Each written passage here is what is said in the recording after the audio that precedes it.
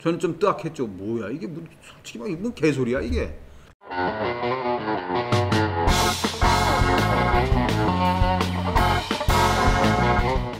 드디어 신축년 새해가 밝았습니다. 신축년에는 경자년에 힘들고 어려웠던 일들이 모두 사라지고 좋고 행복하고 기쁜 일들만, 저한테도 그렇고 특히 제 방송을 시청해 주시는 유튜브 구독자님들께 무궁무진하게 많은 복이 있을 거라고 그렇게 빌겠습니다. 새해 복 많이 받으십시오. 오늘 이야기는 지난해 정경심 교수 재판을 보면서 제가 느꼈던 의문을 여러분들과 한번 이야기해 보려고 합니다. 벌써 1년 전이죠. 그렇죠. 올해가 지금 1월 1일이니까 지난해 12월 23일 날 정경심 교수 사건에 대한 판결이 있었습니다. 그러니까 횟수로 따지면 2년 됐네요. 그때 그 당시에 서울중앙지법에서 그 자녀 입시 비리, 그 다음에 미공개 정보를 이용한 자본시장법 위반 사건에 대해서 정경심 교수한테 유죄를 선고했습니다. 그러면서 징역 4년을 선고하고 법정 구속을 시켰습니다. 덤으로 벌금 5억에다 추징금 1억 3천만 원까지 붙었습니다. 이 판결이 끝나자 조국 전 법무부 장관은 페이스북에다 글을 올렸죠. 실현은 아직 끝나지 않은 것 같다. 얼마나 더 실현이 계속될지는 모르겠지만 아무튼 뭐 열심히 이 길을 가겠다. 글을 올렸습니다. 바로 황교익 씨라고 합니다. 뭐 무슨 맛 칼럼니스트라고 하는데 이 양반이 조국 가족은 예수처럼 고난을 받고 있구나, 이런 생각이 들어서 안쓰럽고 참 뭐 어쩌고 저쩌고 했습니다. 얼떨결에 조국과 그의 가족이 예수와 같은 대성인의 반열에 올라버렸습니다. 저는 좀 뜨악했죠. 뭐야 이게 뭐, 솔직히 막 뭐 개소리야 이게. 조국하고 무슨 예수하고 뭐 비슷해 이러고 이제 봤는데 그 다음날 더 웃기는 게 올라왔어요. 정경심 교수의 무죄를 받아내기 위해서 항소할 때 국민이 100억을 모으자. 국민 한 사람이 1,000원씩 내서 1,000만 명이면 100억이 된다. 그걸로 변호사를 선임해서 무죄를 받아내자. 이건 참 더 웃긴다. 저는 그 생각이 들어요. 왜? 우선 첫째는 돈으로 법원 판결을 살 수 있다는 그 사고방식 자체가 난 틀려먹었다고 생각해요. 말이 안 되는 거야. 아니 그렇게 따지면 삼성 이재용 어떻게 유죄가 되고, 안 그래요? 옛날에 한화 이승현 재벌 그룹들 다 유죄받고 그러지 않았습니까? 그 사람들 뭐 돈 100억 1000억 쓰면 다 무죄게? 그건 이해가 안 되는 겁니다. 그리고 국민 한 사람당 1,000원씩 1,000만 명이 낼 수 있을지, 물론 뭐 댓글은 뭐 좋은 생각이다, 내가 곧 동참하겠다 뭐 이렇게 달렸다고 합니다만은 이루어지지도 않을 겁니다. 근데 여기 이제 민주당의 김두관 의원이 한 발 더 나가서 야 차라리 이번 기회에 윤석열 탄핵하자. 내가 탄핵에 앞장서겠다. 민주당 여러분, 의원 여러분 동참해 주십시오. 이러고 선언을 했죠. 근데 이거는 이제 욕 뒤지게 먹었죠. 뒤에서 저 미친놈 아니야 뭐 이런 소리도 막 듣고 그랬으니까. 이것뿐이 아닙니다. 청와대 국민청원 사이트라고 있죠. 여기에는 정경심 교수한테 유죄를 선고한 재판부를 탄핵시켜버리자, 이런 청와대 국민청원이 올라왔습니다. 벌써 한 40만이 넘어갔어요. 50만 가까이 갔습니다. 요약하면 이런 겁니다. 문재인 정부인데 그 문재인 정부에서 청와대 민정수석하라고 법무부 장관을 지낸 뭐 한 달 정도 했습니다만 조국이는 어느새 신격화되어 있더라. 야, 여기서 이제 제가 의문이 생기는 거야. 아니 이 정부는 도대체 누구 정부야? 문재인 정부야? 아니면 조국 정부야? 대통령은 문재인인데 사실상 현 정권에서 일어나는 일들의 상당 부분은 조국과 관련이 되어 있습니다. 조국이가 민정수석을 할 때 유재수 감찰부마 의혹 사건이 있었죠. 울산시장 청와대 하명사 사건 있었습니다. 그리고 법무부 장관 취임 직후에는 정경심 사건이 있었습니다. 이 세 사건들이 다 전국을 흔드는 뇌관으로 작용을 했습니다. 검찰과 정권의 갈등도 결국 여기서 시작됐습니다. 조국 장관이 법무부 장관으로 취임을 해서 검찰 개혁을 밀어붙이면서, 물론 이제 그 전에 정경심 교수가 일단 기소가 됐었습니다만 갈등이 심각하게 됐죠. 그러면서 결국은 조국이 버티지 못하고 물러납니다. 그리고 추미애 장관이 입성을 합니다. 추미애 장관 일성이 뭐였습니까? 검찰 개혁 거침없이 추진하겠다였어요. 그리고 나서 윤석열 총장 사정없이 밀어붙이고 인사를 통해서 검찰을 흐트러 놨습니다. 결국은 조국이 민정수석 법무부 장관 하면서 밀어붙였던 사건의 연장선상에 추미애 법무부 장관이 있는 겁니다. 저는 이런 생각도 해봤습니다. 추미애나 김두관이가 검찰개혁 강고하게 밀어붙이고 윤석열 총장을 탄핵하겠다고 이야기하는 게 결국은 친문 혹은 친조국이라고 하는 여권 내의 세력 집단을 향해서 나를 믿어주세요, 나를 봐주세요라고 하는 구애의 움직임이 아닐까 이런 생각을 했습니다만, 구애의 움직임이라고 하기에는 너무나 지나치다. 그러면 뭐 제가 조국을 잘 아냐? 저는 사실 조국 잘 모릅니다. 제가 조국을 처음 본 거는, 그것도 간접적으로 본 거는 책을 통해서입니다. 2010년도에 출간된 책인데 저는 2011년도에 이 책을 처음 접했어요. 뭐냐면 진보 집권 플랜이라는 책입니다.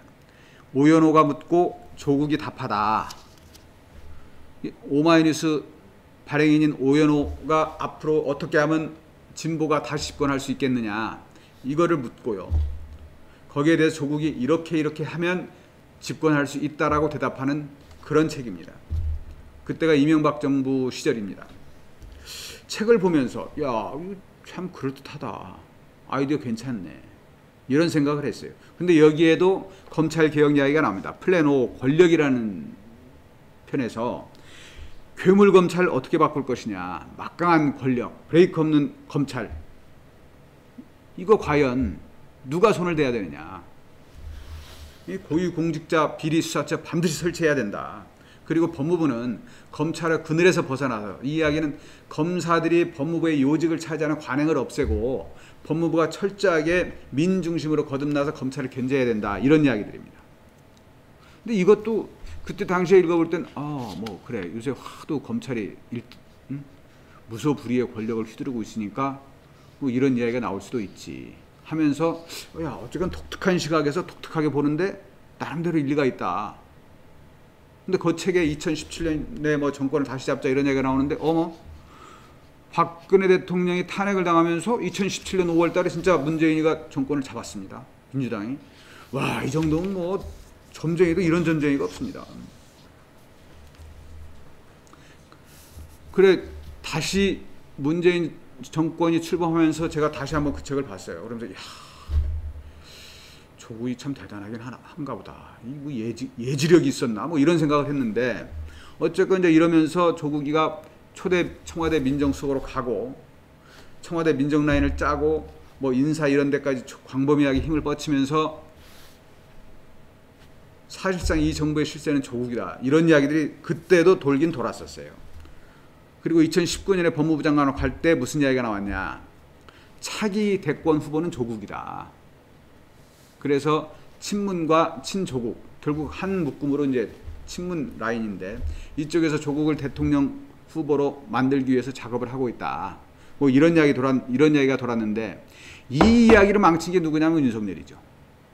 그냥 가차없이 칼 휘둘러서 너 잘못했잖아, 정경심 당신 잘못했, 입시비리 저질렀잖아, 사모펀드 부정했잖아, 이러고 막 박살을 내버리지 않았습니까? 이러면서 양쪽이 갈라서게 되는 겁니다. 첨예하게 갈라서게 되고, 그러면서 정권과 검찰이 돌아올 수 없는 강을 서로 건너서 각자 제 갈 길을 가는 것처럼 보였습니다. 사실 그 사건이 아니었다면 검찰의 속성상 권력한테 충성할 수밖에 없었습니다. 그런데 너무 몰아붙이니까 이제 튀는 거지. 이대로 죽을 수는 없다. 그렇잖아요. 구석에 몰린 쥐는 고양이도 문다고 그랬는데 뭐 가만히 있겠습니까? 당연히 덤비지. 그러면서 일련의 사건들을 쭉 보면 2017년, 18년, 19년, 올해가 20년이죠. 4년 차, 이제 내년에 5년 차인데, 이걸 보면서 야, 진짜 현 정권의 실세는 그러면 조국이 맞나? 이런 생각이 자꾸 드는 겁니다.